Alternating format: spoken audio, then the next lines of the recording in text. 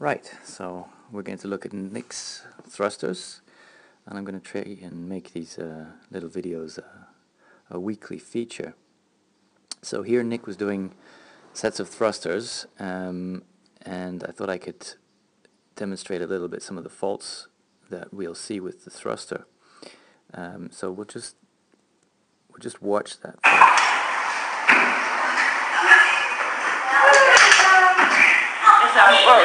Okay, so I'm just going to come back to the beginning of that thruster.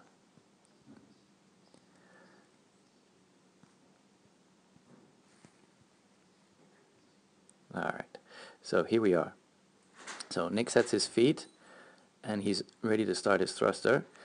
Now my first criticism here is the elbows are a little bit high, and in terms of that setup there, the elbows are a little bit high. Now he initiates from the hips, so it's the hips that start to go back and down. Now that's perfect, there's absolutely nothing wrong with that. And as he goes down, you'll see the toes start to lift a little bit, so the weight is distributed on the heels as well. So that's great. Now we have a good lumbar position, and I know from watching Nick previously that the lumbar position is pretty good until he gets to about here, and then he loses it a little bit as that bum starts to tuck in a tiny bit. Now you don't see it because the weight's in the way.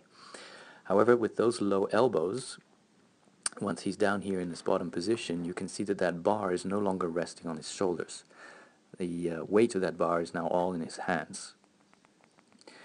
And when it's time to turn around and get back up, the elbows actually dip a little more. See that little dip in those elbows a little there? So there's even less of the barbell resting on the shoulders, and it's all in his hands. I could criticize that left knee a little bit. You can also see that's rolling in a tiny bit at the bottom there, but it's not significant. As he drives up, so you see those elbows drop a little more.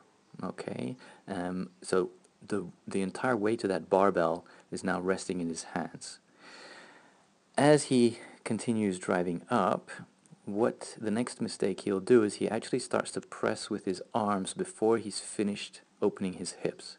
So here he's still opening his hips, and you'll see the barbell now takes off of his shoulders and the hips aren't open. So what's happened there is we've got a core to extremity violation, in other words a loss of efficiency. So Nick needs to finish opening his hips completely before that bar starts to go overhead. As a consequence of that, we have a little bit of weight going forward onto the toes in the lockout there. You see the heels actually come off the ground.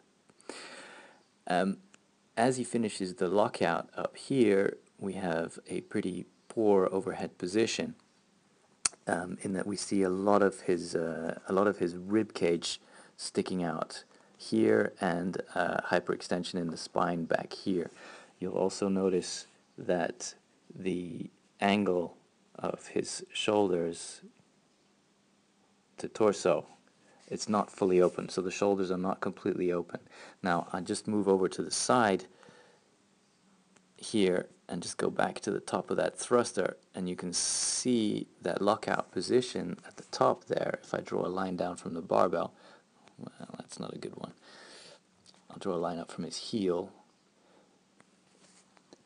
The barbell should be over the heel, and it should be supported. In other words, this big bow that Nick makes should actually be a straight line.